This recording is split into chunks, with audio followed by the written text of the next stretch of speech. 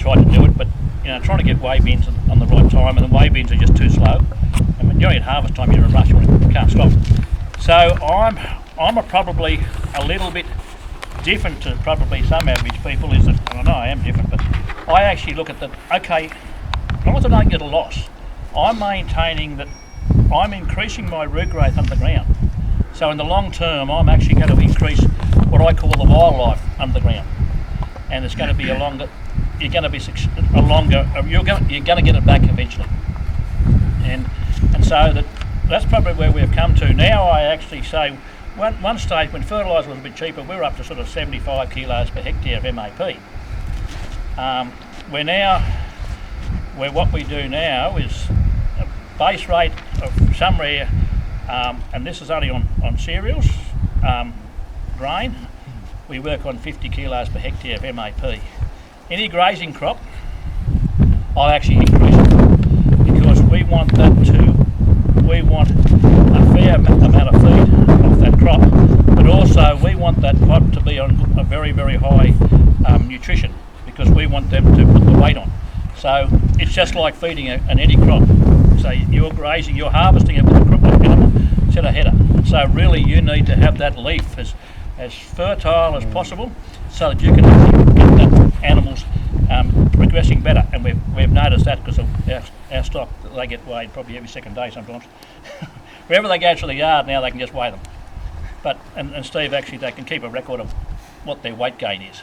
And we've noticed things that's interesting. The start of the season, their weight gain's fairly high. In the middle, it drops off a bit, and when it starts to warm up again, the weight gain comes up again. So that's where we've come to there.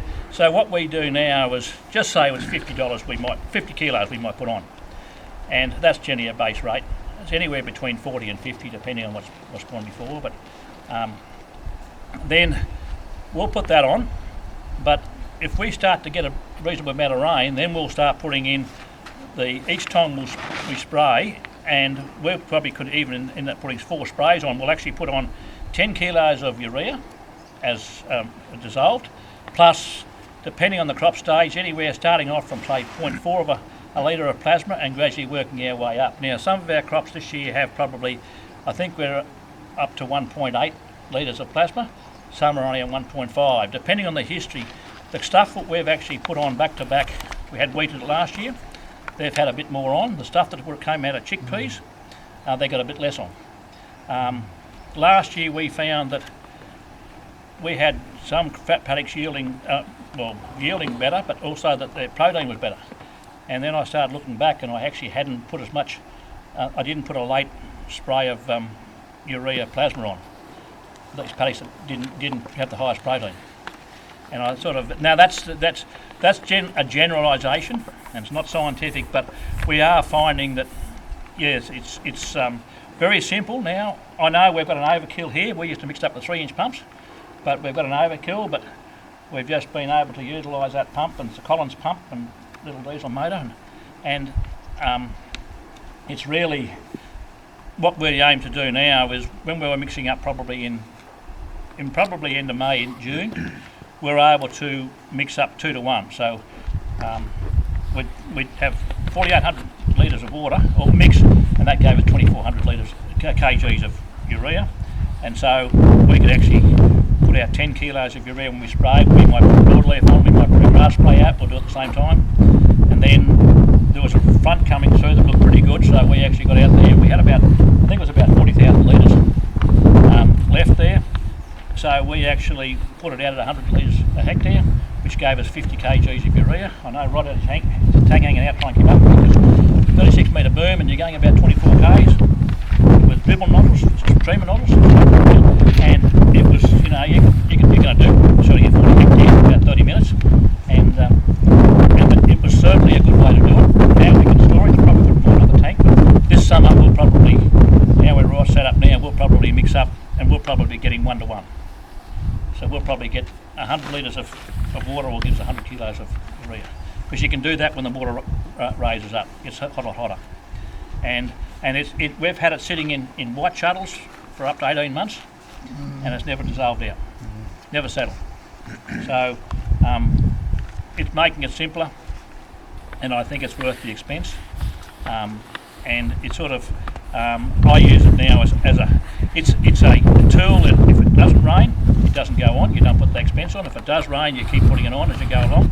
It's a bit like the old European style. I feed it as I go, and we're getting probably the best response we've had. We had a good response last year.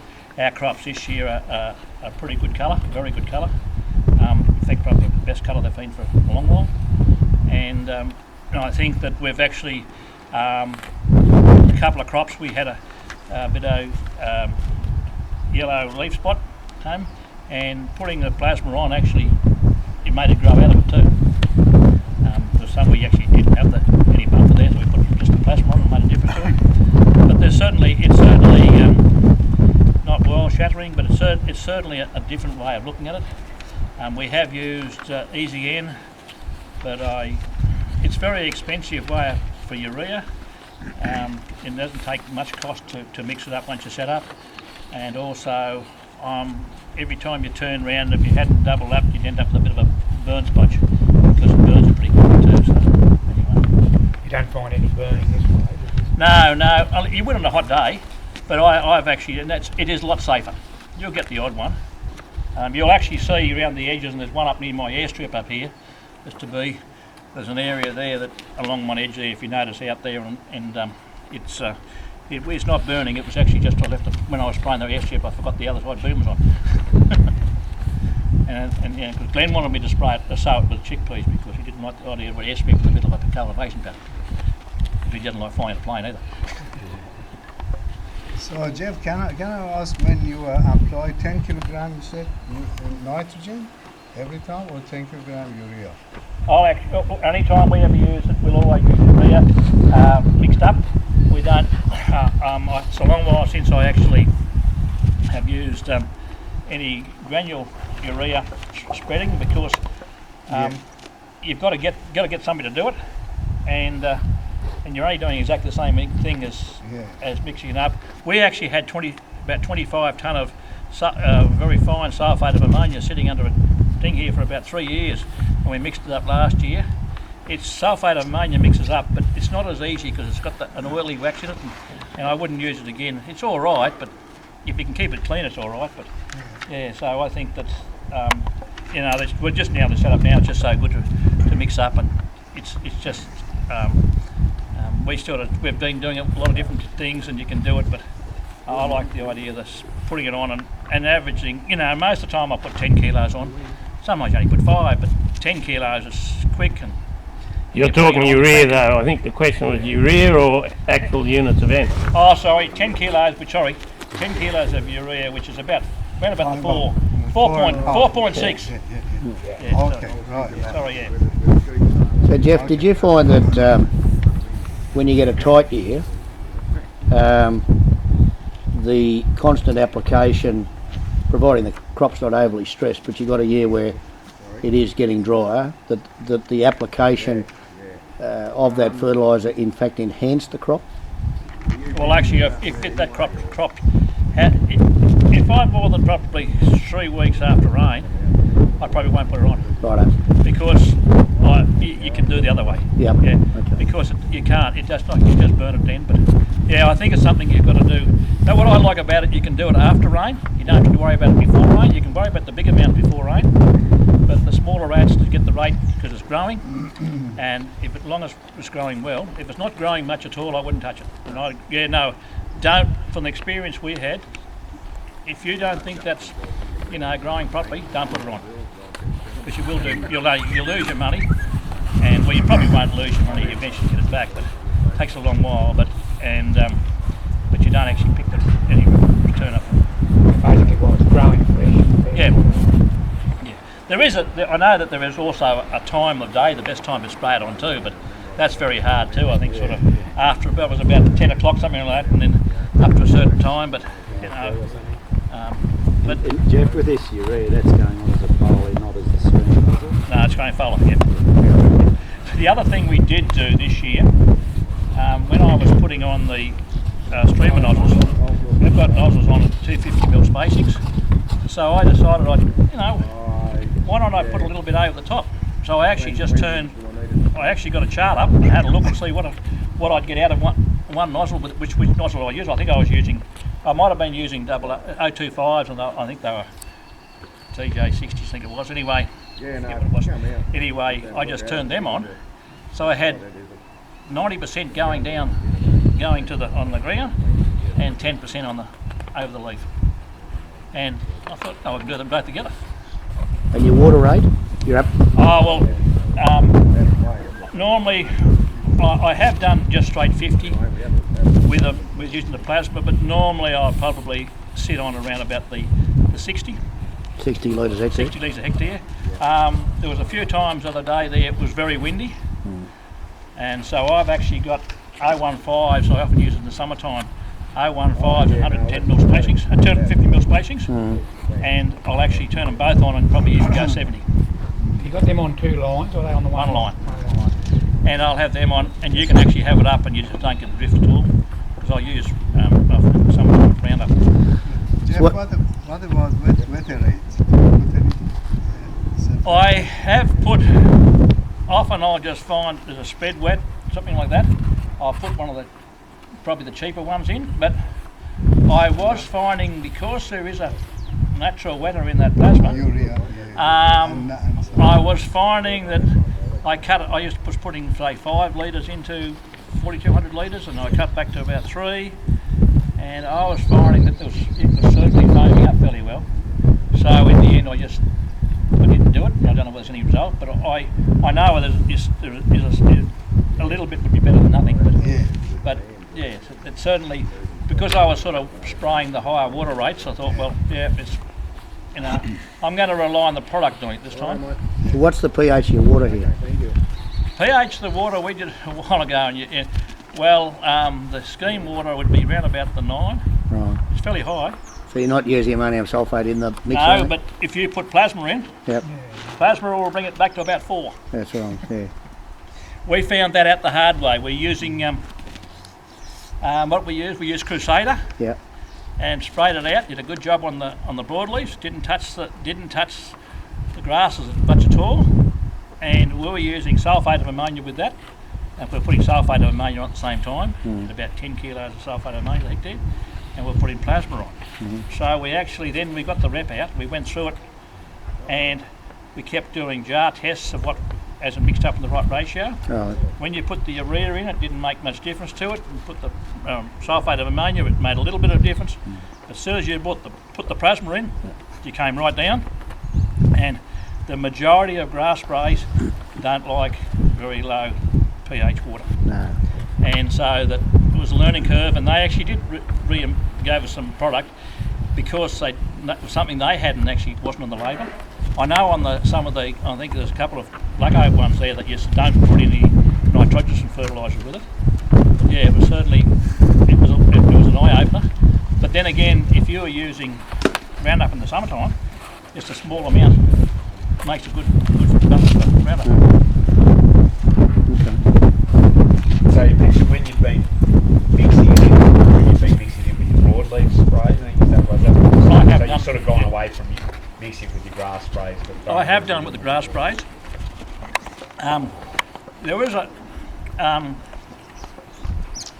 the grass sprays sometimes it does make a difference because it helps the grass will take it up. I won't do it if you're trying to do a grass spray and a broadleaf together. If I was doing that, but I've did this year. We did did Select, and we also did Topic and a couple other ones, and we actually did use it then, but only on a single one, not on a double. If you're using Crusader, or sometimes you can put different chemicals to do both together. In fact, I won't even do that now because I've been once bitten, twice shy.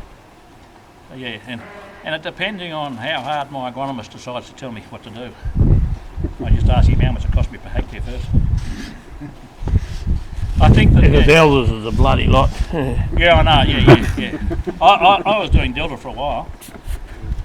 Oh, that's even more probably. Yeah, it was too. Yeah, it was trouble. There was something happened with Deltas for a while, so we didn't. He can ignore you when he wants to, can't he? Oh, sorry. And he's bloody deaf a lot of the time too. Try to reply, Glenn. Yeah. No, I think that Jeff, when you're spraying the 60 litres out, that's 10 litres of your mixture with 50 litres of water. Yeah, what I'll do is I'll normally, if I'm going to spray sort of 42, say it's going to take 65, 60, say the tank's going to use 60 litres, 60 hectares. I'll put 1,200 litres. It's 2 to 1. I'll put 1,200 litres of the urea mix in, and then I'll fill up all the rest of it. But I think that look, it's just another way of doing it, and I found it really. I was struggling for a while because not having a chemistry background, and probably, as I say, I was away the day that did science at school. So like Cam would have been the same probably too. Trev was, but I think that probably mightn't have made a different decision, but I would have made a more informed decision, and that's why I'm relying on Glenn and Richard. And it was sort of when Hugh came out here one time, and we were discussing all these things, and it sort of started to twig, it probably was on the right line to try and get this plant taking up, and it certainly made a difference. I'm not here to sell it. I want to use it myself. But I think that there's certainly, I like the combination. You just put urea on its own. I haven't done this trial yet, and I don't know whether I will do, but it'd be interesting to just put urea on its own, then urea and plasma on its own, together. I would say that purely from the way it works, the urea and plasma will work better than the urea on its own, because most things you put, and one of the biggest troubles that I can see is people uptight or got hung up about putting phosphorus on or nitrogen, and they worried about putting a lot of nitrogen on. You actually get everything out of it. It's all out of balance, and that's what I like about the plasma. It keeps everything in balance, so that you're going to come in back the lowest, where actually the lowest denominator is. And you could be slightly low on copper. There's something you could be low on, so it can't take it up. So I think that's why I like the plasma itself. And there's been different plasmas. Some had, they have different names, but some had nitrogen in, some didn't. It didn't worry me if they had nitrogen or not, because we're putting it on anyway. Jeff, the thing that I found at Narrabri was that in spraying the combination of liquid urea and plasma together, particularly on black soil, when the crop was grunting, so we were getting that traditional northern dry September, it actually made the crop fight harder. Yeah. I didn't see as much benefit in the red country, but certainly in higher alkaline soils, where there was probably more moisture down deeper, it made that leaf work better, and it certainly, definitely, and I did a number of trials, as Richard knows, over the years, and the combination of the plasma and the urea far outweighed the plasma on its own or the urea on its own. Well, that's the sort of what I've been coming from what we're doing here. Yeah. And it's just interesting digging up a plant, and it's hard to dig a plant up without losing some of the leaves, the plants on it. But it's certainly, when you start looking at it there, if you can, to me, it makes sense. If you can get more roots deeper, you can open up and wider out the rows, you're bringing in areas that probably never been touched for a fair while, and you bring into play that they can suck up a lot more. And I guess it's a bit like, came back to the same as we picked up from saltbush. Now the saltbush is sucking up moisture, and actually you've got grasses growing around a saltbush plant because they're actually utilising the moisture the saltbush has brought up. And I suppose it's sort of to me, it's something different that you sort of hadn't looked at it before. And what you're saying is what I think is what I expect to find. And I think the number one thing is that have it. And what we have found is, and this is purely by experience, is to do it when the plant's growing. Don't wait till it's too late, because you are. And the trial showed that well and truly you're wasting your time. Poor old Richard, his mouth dropped, and we weren't getting the actual results we should have been getting. But we learned that it's just got to put it on when you're after rain. Don't put it on when the crop's suffering, and just keep feeding it as it goes along.